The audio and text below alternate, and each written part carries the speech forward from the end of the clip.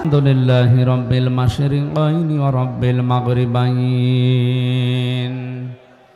الذي خلق كل شيء زوجين وأوجب علينا الإحسان بالوالدين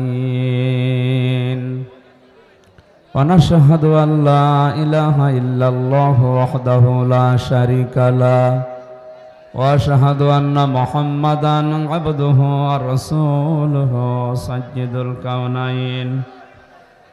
صلى الله عليه وعلى آله وصحابه وأتباعه أجمعين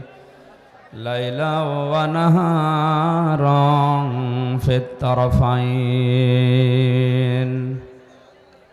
فقد قال الله تعالى في كلامه المجيد وبرهانه التوحيد